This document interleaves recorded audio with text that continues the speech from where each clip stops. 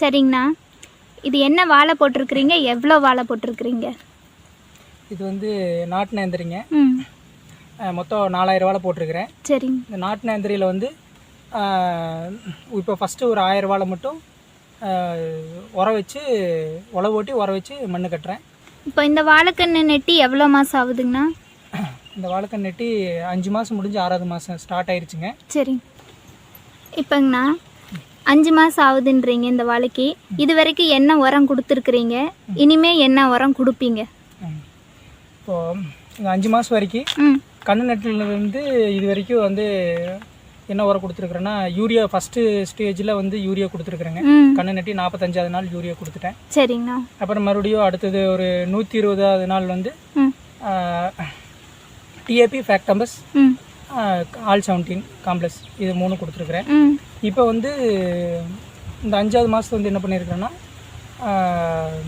எல்லாத்துலேயும் ஒவ்வொரு மூட்டை, டிஏபி ஒரு மூட்டை, ஃபேக்டம்பஸ் ஒரு மூட்டைங்க, காம்ப்ளெக்ஸ் ஒரு மூட்டை, பொட்டாஸ் ஒரு மூட்டை, யூரியா ஒரு மூட்டை, 5 மூட்டை.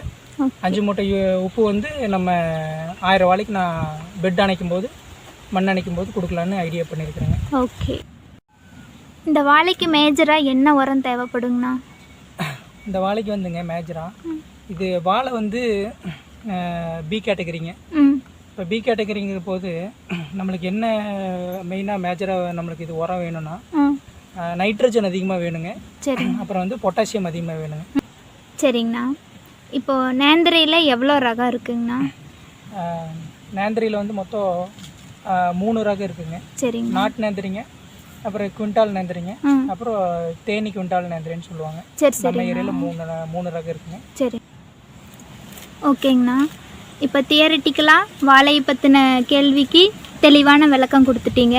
இதே மாதிரி ப்ராக்டிக்கலாக கொஞ்சம் என்ன வேலை பார்க்குறோம் அப்படிங்கிறத வீடியோவாக காமிச்சிங்கன்னா நல்லாயிருக்கும். ஓகே, கண்டிப்பாக.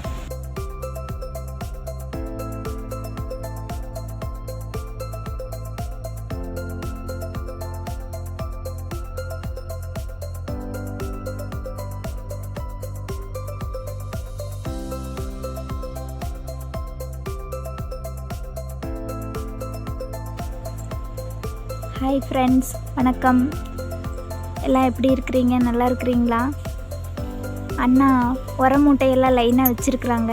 இது என்ன உரம், எதுக்கு யூஸ் பண்ணுறாங்கன்னு போய் கேட்டு தெரிஞ்சுக்கலாம். வாங்க ஃப்ரெண்ட்ஸ், வீடியோக்குள்ளே போகலாம். ஹாய் ப்ரோ, வணக்கம். என்னண்ணா உரம் மூட்டையெல்லாம் லைனாக கலர் கலராக நிப்பாட்டி வச்சுருக்கிறீங்க? இதெல்லாம் என்ன உரம், எதுக்கு யூஸ் பண்ண போகிறீங்க? இது வந்து எதுக்குன்னா வாழைக்கு கொடுக்கறதுக்கு உரம் எடுத்துகிட்டு வந்துருக்குறேங்க. சரிங்க. 5 மூட்டை. சரி. 6வது மாதம் வாழைக்கு 5 மூட்டை உரம் வந்து கொடுக்கலான்னு ஐடியா. சரிங்க. இப்போ அதுதான் இன்றைக்கி உரம்லாம் எடுத்து ஒன்றா போட்டு எல்லாம் கொட்டி மிக்ஸ் பண்ணி எடுத்துகிட்டு போய் வாழைக்கு கொடுக்க போகிறோம். சரிங்க. அது இன்றைக்கி நம்மளோட இன்றைக்கி உரக்குங்க. சரிங்கண்ணா. ஓகேங்க ப்ரோ, 6 மாதத்து வாழைக்கு உரம் கொடுக்குறோன்னு சொல்கிறீங்க. இது என்ன உரம், கொஞ்சம் டீட்டெயிலாக எக்ஸ்பிளைன் பண்ணுறீங்களா? கண்டிப்பாக. இப்போது 6 மாதம் வாழைக்கு ஃபஸ்ட்டு என்னென்னா ஃபேக்டம்பஸ்ங்க. ஃபேக்டம்பஸ் இது வந்து 20-20-0-13. சரி. இந்த உரோட என்பிகே கண்டென்ட்டு இதில் வந்து என்னென்னா 20-20-0-13. அப்புறம் டிஏபி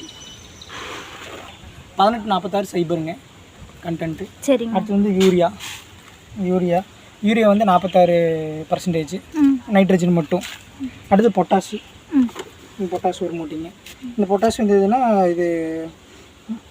இது வந்து 60% பொட்டாஸ், K2O அப்படிம்பாங்க இது. அப்புறம் இது வந்து காம்ப்ளெக்ஸு, ஆல் 17 எல்லா கலப்பூரம் எல்லாமே இருக்குது இதில் வந்து. இப்போ நான் சொன்னேன்ல 1 2 3 இந்த 4 உரம் இருக்குல்ல, இந்த 4 உரம் மிக்ஸ் ஆனது தான் இந்த காம்ப்ளெக்ஸ் ஆல் 17. இது எல்லாமே இருக்கும். டிஏபி இருக்கும், யூரியா இருக்கும், பொட்டாஸ் இருக்கும், சல்ஃபேட் இருக்கும், எல்லாமே இருக்குங்க. இது எக்ஸ்ட்ரா ஒரு மூட்டை வந்து நான் எக்ஸ்ட்ரா எடுத்திருக்கேன். 4 மூட்டை கொடுத்தா போதும். இருந்தாலும் காம்ப்ளெக்ஸ் ஒரு மூட்டை எடுத்து நான் போடுறேன். இப்போ 5 மூட்டை வந்து 6 மாதம் வாழைக்கு 5 மூட்டை போடுறேன். இது எப்படி போடுறோம்னா, எல்லாம் இந்த 5 மூட்டை உப்பு எடுத்து கொட்டி கீழே கொட்டி நல்லா ஒரு 2 டைம் நல்லா கலவை மாதிரி நல்லா மிக்ஸ் பண்ணி அதை எடுத்துகிட்டு போய் நம்ம வாழைக்கு கொடுக்க போகிறோம். அது என்ன ரேஷியோவில் கொடுக்க போகிறாங்கிறது இப்போ பார்க்கலாம். சரிங்க.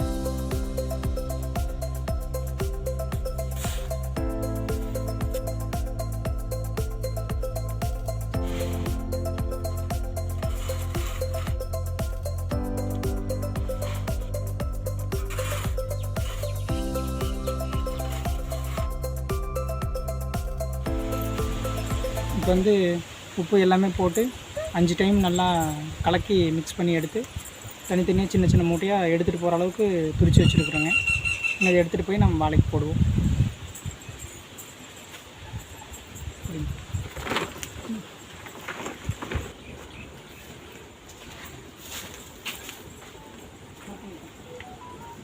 உரம்லாம் கலக்கி முடிச்சிட்டிங்களாண்ணா?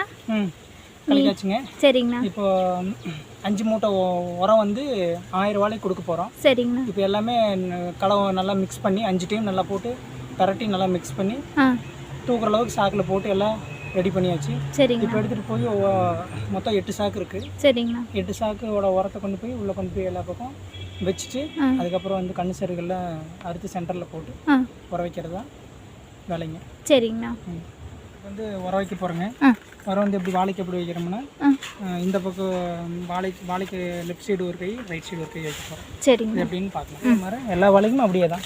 சரிங்க. இப்படி வந்து இப்படி போட்டு விட்டோம்னா ஒவ்வொரு கை இந்த பக்கம் இப்படி. இப்போ கண்ணசருக்கு வந்து அறுத்து சென்டரில் போடுறோம். இப்போ என்ன பண்ணியிருக்கோம்னா உழவு வந்து நெட்டுழவு மட்டும் ஓட்டிக்கிறோங்க. குறுக்குழவு ஓட்டலை. ஏன் நெட்டுழவு மட்டும் ஓட்டிக்கிறோம்னா இந்த வாழையோட வேர் வந்து இப்போது இந்த பக்கம் இந்த 2 சைடு இருந்ததுன்னா இருக்கும்போது நெட்டுழவு ஓட்டும் போது வேர் கட்டானாலும் இந்த சென்டரில் இருக்கிற வாழையோட வேர் வந்து அப்படியே இருக்கும், ஒன்றும் ஆகாது.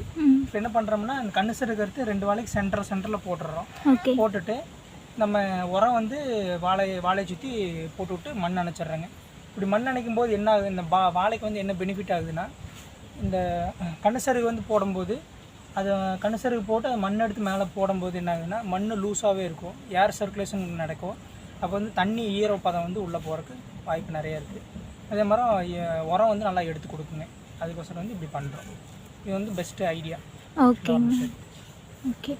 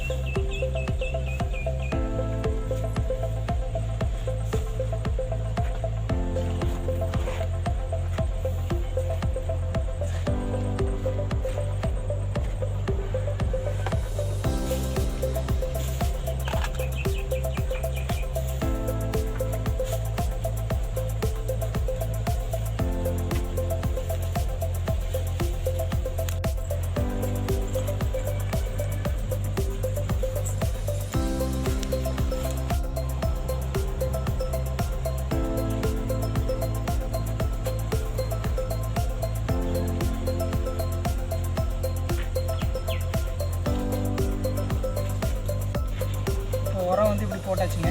இதுக்கு 2 வாழைக்கு சென்டரில் போட்டாச்சு. இது மண் எடுத்து கட்டும்போது நம்மளுக்கு வந்து மண் கட்டினதுக்கப்புறம் தண்ணி கட்டுறதுக்கு கொஞ்சம் ஈஸியாக இருக்கும். சரிங்க. மண்ணுக்குள்ளே வந்து உரம் இருக்கும்போது கரையிறதுக்கு வந்து ஈஸியாக இருக்கும். ஈஸியாக கரைஞ்சி வாழை நல்லா எடுத்துக்கும். அவ்வளோதாங்க. இதுக்கப்புறம் வந்து நம்ம என்ன பண்ணுறோன்னா வண்டி வச்சு பெட்டு கட்டுறது, மண் அணைக்கிறது வந்து எப்படின்னு வந்து அடுத்து நான் உங்களுக்கு காமிக்கிறேன்.